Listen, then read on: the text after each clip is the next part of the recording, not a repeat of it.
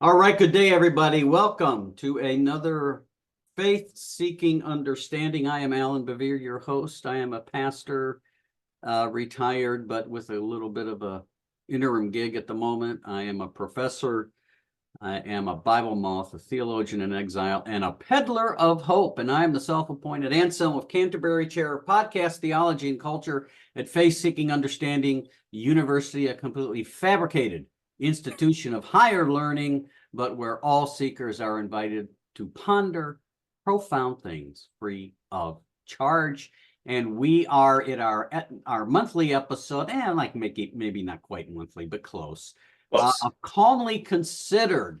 And of course, Calmly Considered could not be calmly considered without the one and only Michael I Bleed Red, White, and Gold Cruz, whose Kansas City Chiefs Go are Kansas going City. to the Super Bowl. It didn't look like that about 7 or 8 weeks ago, Michael. Boy, they were finding ways to self-destruct, and here they are. We got to the playoffs, and playoff Patrick showed up. So yes, he did.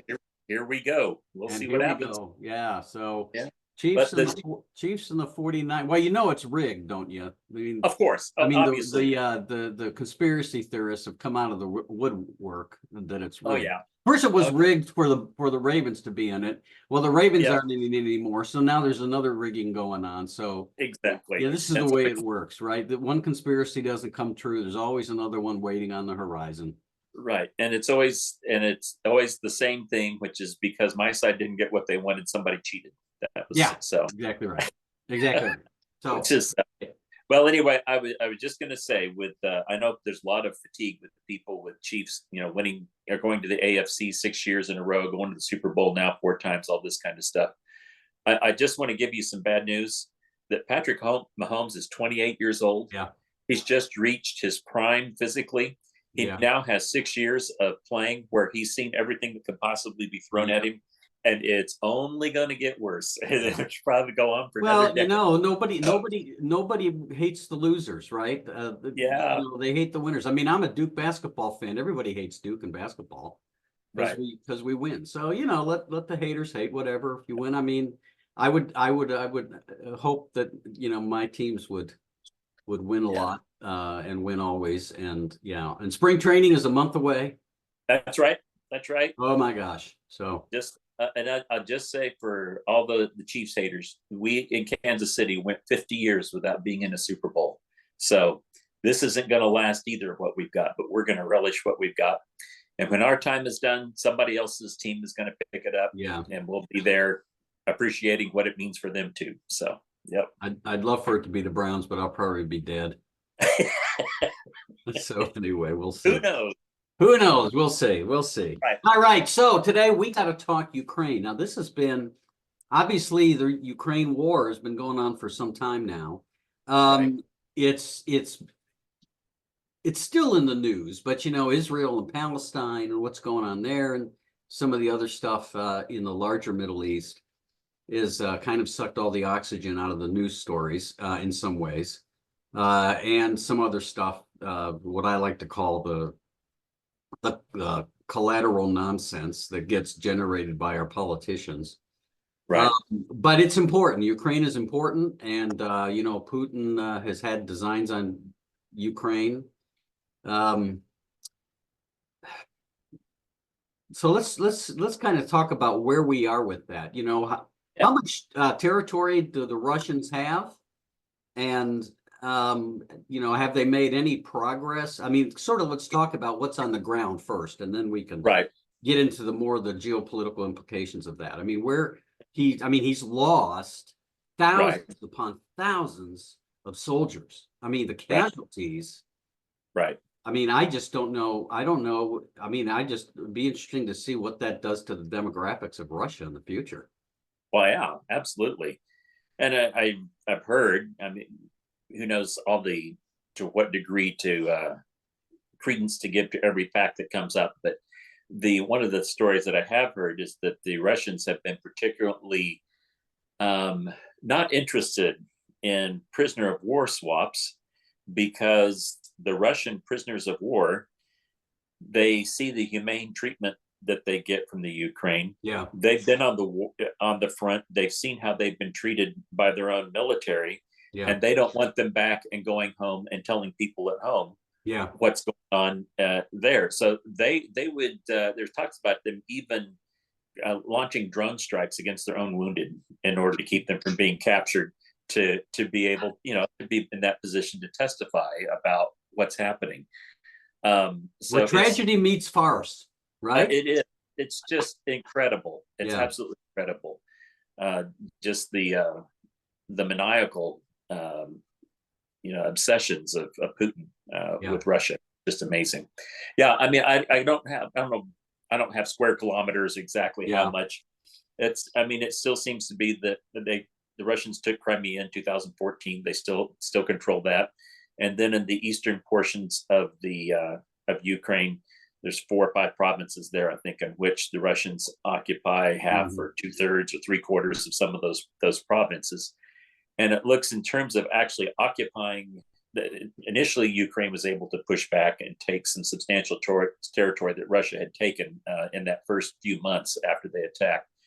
There hasn't been any broad advancement in terms of taking a lot of territory back the Russians took, but the Ukraine has instead been focusing on destabilizing attacks, which is to attack the Russian oil industry using drones and various things, to weaken their naval capabilities in the Black Sea by attacking their naval facility there and on Crimea, and basically softening them up.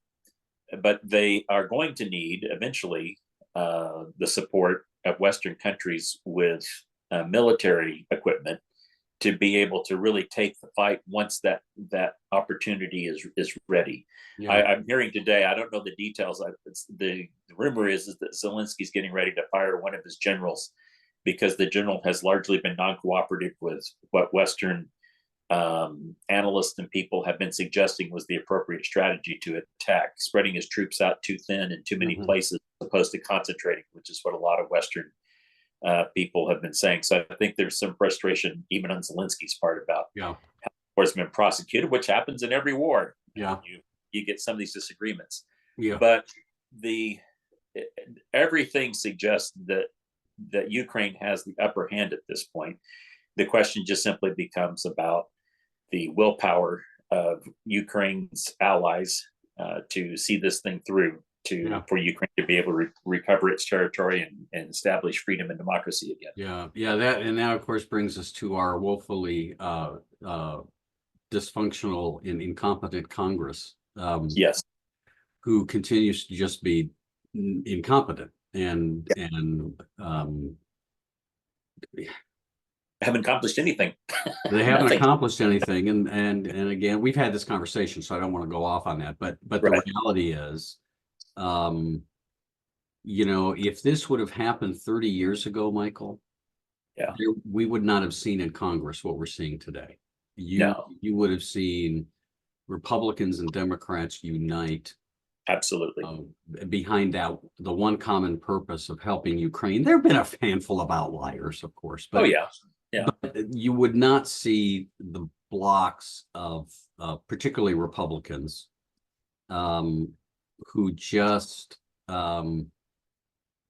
it's almost what I just continue to just shake my head at the inability to have a constructive conversation, right? About where we should go. And so I don't know how that resolves itself. Maybe it's the next election. I mean, maybe the results of November's election. I don't know how long Zelensky can wait, but Biden certainly has the ability to do certain things. But it may take an election and one party being completely trounced out of power before something changes. I don't know. What are your thoughts? I mean, that's kind of what I'm thinking as well too. It's unclear to me if the Biden administration can't get past some sort of Ukraine package here in the next few weeks or month or two or something. It's unclear to me exactly what impact that has. Obviously, I think the European Union countries have really begun stepping up their ammunitions production Yeah. and trying to aid them. So it's not like they'll go without anything. My suspicion is that without the USA, that Ukraine will not collapse. It's that its military will not collapse, but you're going to just have more stalemate, more suffering, and more of this going on until they do get some aid. Yeah. So I'm not positive of that. I'm not a military analyst, and I couldn't speak to if I'm characterizing that true or not. I don't know how desperate they really need that in order to survive. But we don't want them to just survive in the state they are. We want this thing prosecuted and resolved, and to have a free Europe established. And Republicans are standing in the way of that, partly out of this extreme isolationism that they think that by only focusing on what the United States does and letting everybody else go to hell, but whatever happens to them happens to them, as well as another factor of people who, like Trump, speak so highly of Putin and Xi and all these autocrats that they enjoy the idea of seeing various blocks of autocrats who are disrupting the forces of democracy and rule of law that hold them accountable, because that helps them be able to do what they want to do. So it seems to me to be a coalition of people from those two, that are people that are driven by those two motives, are the ones who are blocking the Ukraine fund. Yeah. Yeah. It's, again, well, first of all, in reference to the isolationism, I mean, this story has played out before in American history. It's like, yes, it has. Yes, can't we take a look at our own history and see where that has got us into trouble time and time again, that kind of isolationism, and yet we feel like maybe, well, first of all, some of the people who are touting that isolationism, I'm skeptical that they even know any kind of history, to be honest. Right. I don't think I don't want to be insulting, but I don't think that they're really up on American history, right? Right. Yeah. And we just see this play out time and time again. And the other thing is, Michael, we've talked about this before. We are truly now a global world. I mean, yes. that sounds redundant, global world, but we, what happens in Ukraine matters here. What happens in, Kenya matters here. I mean, and it may matter less in some places than in others, but the reality is, with the 21st century and technology and what we're able to do and what other nations are able to do, and global trade, for example. Yeah. I mean, they're isolationism just, it's a non-starter. Right. Yeah. Yeah. I think one of the things that I would say, in addition to the isolationism, that there is a legitimate concern on the other side of that, of overly involving ourselves in things we shouldn't have been involved. That's the flip side extreme. And we think of the disaster of Vietnam. We think of the war in Iraq. Some of these things that we went headlong into without really counting the cost. In this situation, we're not talking about sending troops. Yeah, we're talking about helping and aiding a struggling democracy of people who are there and willing to fight and defend themselves, and simply supporting them with the finances and resources they need in order to prosecute that war, to be able to achieve that. I think one of the things particularly in Europe, Putin wants Ukraine because of historically it having been a part of Russia. It's at the cornerstone of his vision of reuniting a great Russian empire that once existed in the past. And that would be an autocratic empire, and would be disastrous for the world, because it would continue to push, just as it did in much of the 20th century, for the same type of autocracy in various other places around the world, damaging people's freedom, damaging their prospects for life. Ukraine, by its resistance, is thwarting that objective for this new Russian empire to be created. And by thwarting that, it is also setting up an example for Belarus and for other countries that are nearby, who are watching and waiting to see, can can a democracy truly prevail and survive here? Because if it does, then they begin thinking that same direction, and then Russia's view of this great autocratic empire really begins to dissolve. And in fact, I think Putin is already worried that the same type of thing that has happened in Ukraine over the past 20 years is exactly what's on the way to Russia if he doesn't stop something now. I think that's the reason he feels like he has to attack. Yeah. A free Eastern Europe and then a Russia that hopefully we can pray one day eventually has a democratic resurgence of its own where it can unite with other countries would be a tremendous blessing to not just the United States, but to the whole world in terms of trade, in terms of when everybody prospers. I mean, when any of these people prosper, we prosper as well too, by that happening. If we don't do that, and I think this is what's so critical, the Orange Revolution that happened in 2004, I think, was the disruptive moment that sort of signaled that democracy could prevail in the world, in Europe and in the world. That was the turning point. And then it's been the struggles over these past 20 years to achieve that. And we can't lose the momentum now. If we are able to accomplish that, we end up with a much safer, much less threatening world with that done. So this is a critical factor right now in the world. Yeah. And we shouldn't make a mistake too of forgetting about the critical geography of Ukraine, where it sits. Right. It's right there. And if Putin is going to increase that empire, Ukraine is where he has to start. Right. So that's why it's important for the allies to be supportive of Ukraine. And you're right. I mean, you're right. We don't want to go too far the other way. George Washington called them entangling alliances, and we don't want to, Vietnam, sending troops to Vietnam. And, it's interesting when you read a history of the Vietnam War, is how we slowly got sucked into that. Right. And found ourselves in a situation where we didn't feel like we could pull out, but that we had to commit in order to win because things weren't going the way we wanted. And that's where we ended up, right? Right. We don't want to send troops to Ukraine. When Biden said that at the beginning, he's absolutely right. Right. But we can find ways to provide support. Right.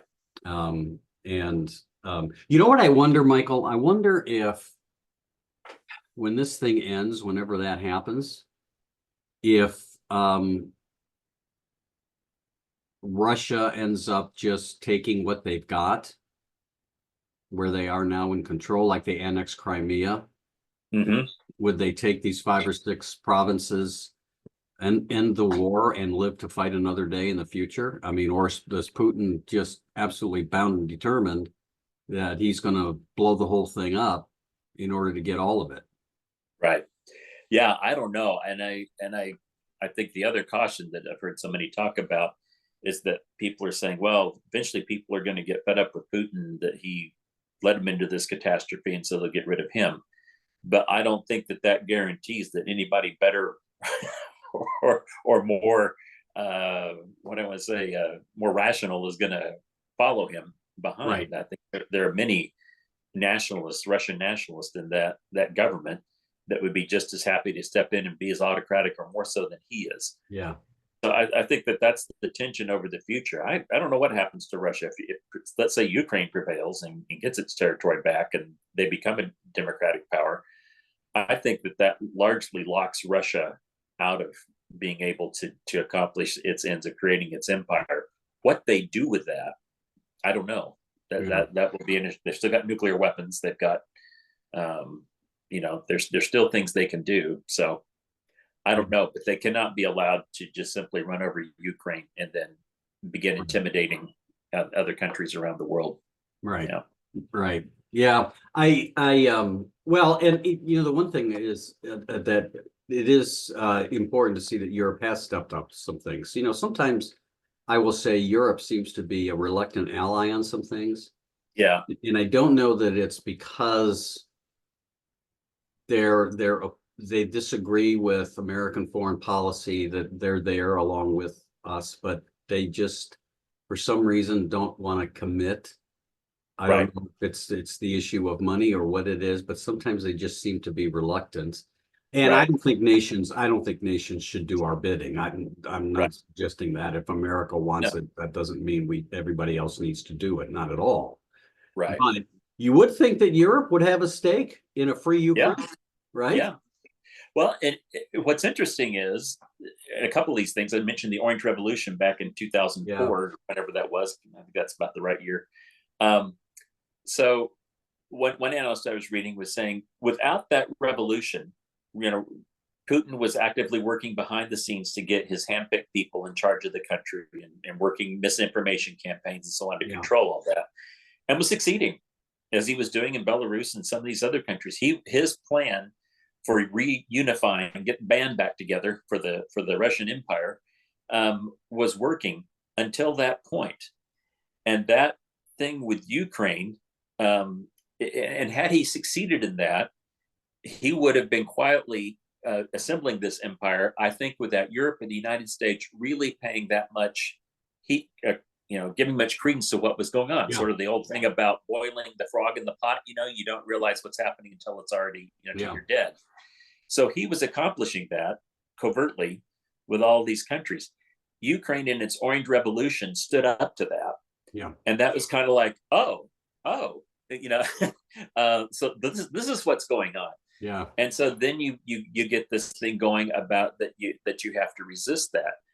And I think when Crimea was invaded, I do think that was one of Obama's weakest moments. I think the response to that and not rallying Europe to do something about what happened there was one of his failures in his presidency. But in Europe, if you recall, right up till February 2022, when this latest attack happened, the United States and certain intelligence were saying Russia is going to attack. Yeah. And you had all these European, no, they're not going to do that. Russia's not going to, they won't be. And then boom, and it was like, whoa. And now it feels like so much of Europe has just done a complete 180, realizing what's going on here and how they have to be organized. So effectively, what Russia did by its attack of Ukraine was basically shake Europe out of the slumber it had put it into by boiling the water slowly to suddenly realize, hey, we're getting boiled here. And that's, I think that's where we're at. The ghost of Neville Chamberlain continues to haunt Europe, right? Yes, it does. Yeah. Right. So, and that's good. That I'm glad that Europe is doing that.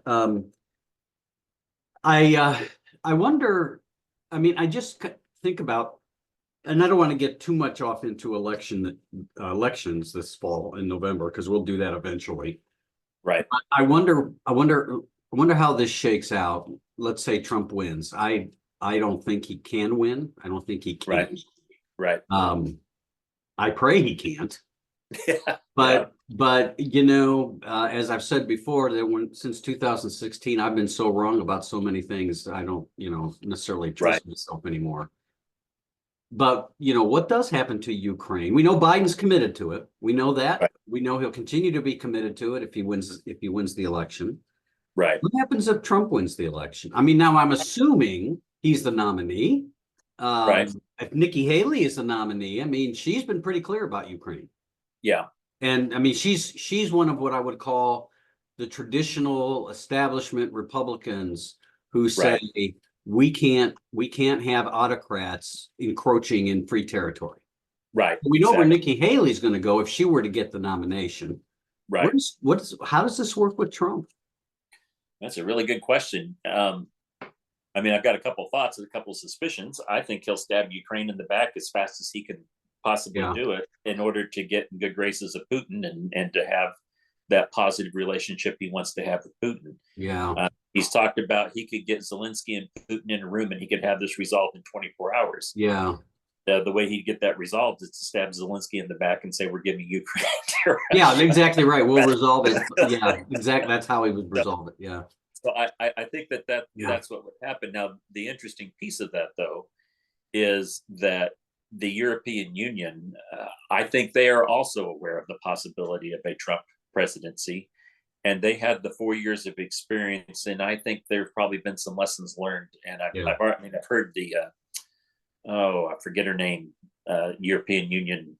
I forget what her role is. The head of the European Union, Yeah. talking about they are already they have contingency plans that they're already developing should there be a Trump presidency. Yeah. So I don't think Ukraine will be completely left out there on Right. its own, but Europe's going to have to deal with Yeah. a adversarial United States Yeah. if Trump, or I wouldn't necessarily, well, adversarial may be one word, a irrational, erratic United Yeah. States was what they're going to have to be dealing with mostly if Trump is Yeah. elected. Yeah. Yeah. So, Yeah. Well, we'll see about that. I wonder too, the other thing I've thought about, I wonder how Putin feels about what's going on in Israel and Gaza, if that has somehow taken the focus off of him and what he's doing. If for him it's just a way to it's a way for darkness to work under the cover of darkness, right? yeah.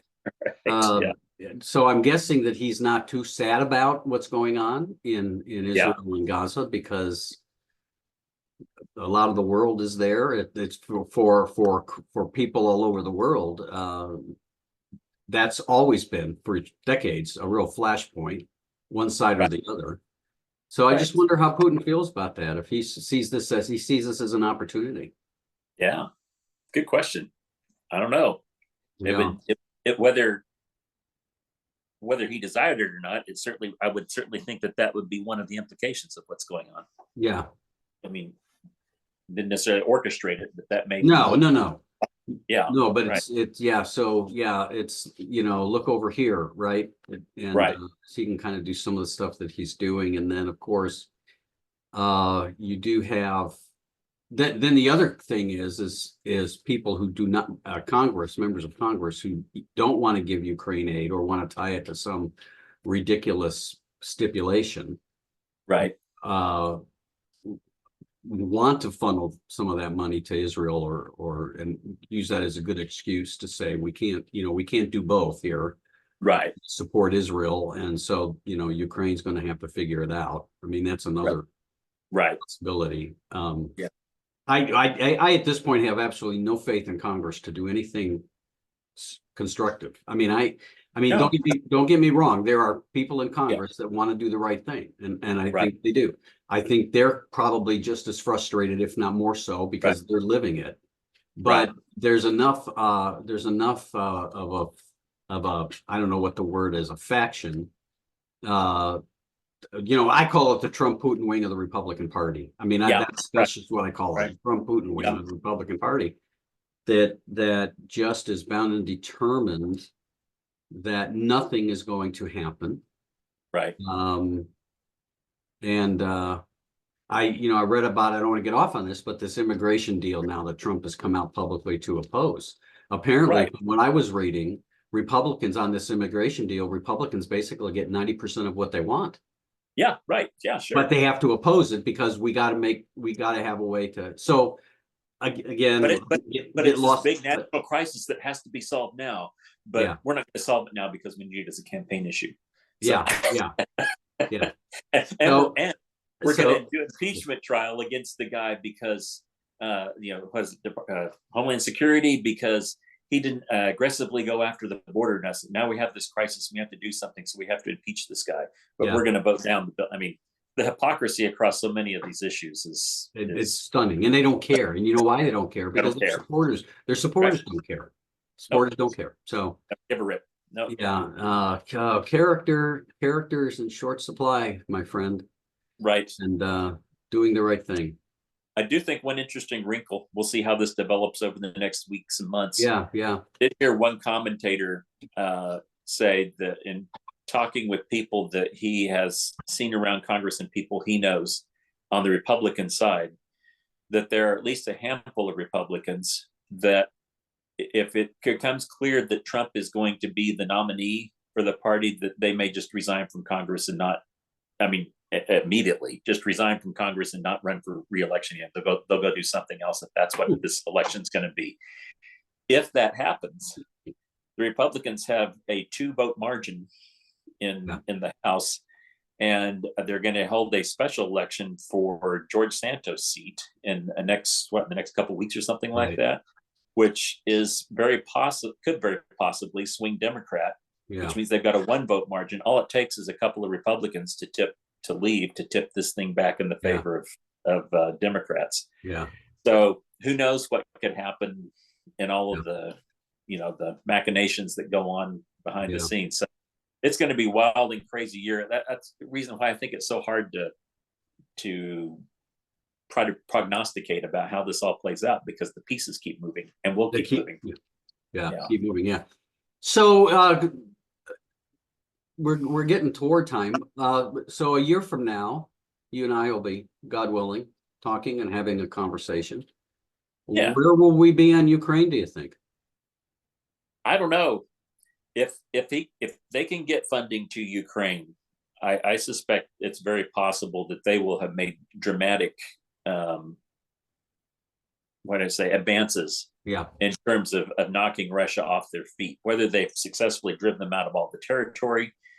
In fact, some of the strategy stuff I've heard is that some of this stuff with Eastern Ukraine may be abandoned. They simply may go after Crimea first and take Crimea as a what do you call it, deflecting move. They look like they're going to try to take these, come around, take Crimea, and then once you have that, you just sort of fold up the whole Eastern Ukraine from there going north.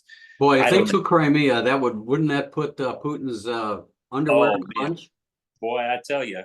Yeah. So I don't know how they'll work this out, but I think it could be dramatically better. I don't think we'll be any worse than where we are now. Yeah. But I don't know how much better, and it's just hard to tell with so many pieces moving. Yeah.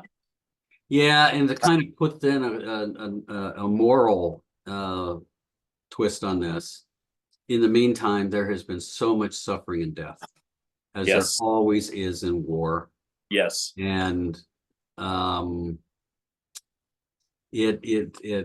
the children and who have been killed, and the ones who have been left as orphans, and just the continued suffering. There's just no words, right? I find, Michael, as I get older, I struggle more with that than when I was younger. You just think to yourself, what the weighty decisions that leaders make, that other people pay for with their lives. Exactly. And it's just no words. So and that's why it's so maddening to watch so many unserious people in Congress playing with this stuff. Unserious is the way to say it. Unserious is the way to say it. They're just unserious. Yeah. And the voters put them in. I mean, again, I always want to go back to say, I like to refer to John Adams, one of my favorite founding fathers, who said that politicians will only be as moral as the people who elect them. There you go. There you go. And, so, we can argue about the lack of character and the lack of seriousness of our politicians, and that's true. We need to do that. But people are the ones who vote them in. And, that's right. So, all right, Michael. Well, we obviously didn't solve the Ukraine problem, but we'll just keep an eye on it, see where we are a year from now. Right. And, go from there. All right. Okay. All right. Good. Well, the next time we talk, we will know whether the Chiefs won the Super Bowl or not, and we will. And we'll also have to have a Taylor Swift watch so we can see some of these alpha men losing their lunch over a strong, successful woman. By the way, I know. What was the one I saw? Some guy on Twitter, some alpha male type guy who cast himself as that, who was saying that Travis Kelce gets a bonus of $70,000 if he wins the Super Bowl. So now we know why Taylor Swift is dating this guy. a billionaire. Yeah, a billionaire Dave. Yeah. Oh boy, I can't wait for that $70,000. Yeah. Well, and this just goes to show you how they just grasp at anything they can I get to know. make their point. Yep. And that, by the way, that is unserious. You know, that, Yeah. and I know who you're talking about, and I'm not going Yeah. to mention his name, but Yeah.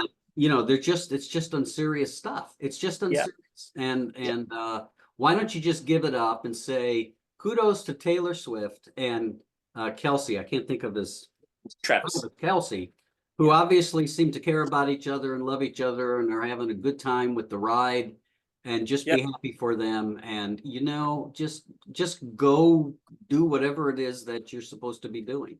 That's right. Yeah. Live your life. Be happy. Live your Be life happy and let for other others. people live their lives. You know, Yeah. yeah. All right. Well, that's enough of that. So we All can right. talk about that the next time. Obviously do a Super Bowl wrap up. All Of right, course. Michael. Thanks again as always. Friends, well, thank you again. And by the way, subscribe if you haven't. Hit that subscribe button on YouTube. If you're on listening on the podcast, follow us. We would appreciate that. And this is Faith Seeking Understanding. The patron saint of Faith Seeking Understanding is Anselm of Canterbury, who said, I do not understand in order to believe, but I believe in order to understand. So friends, keep seeking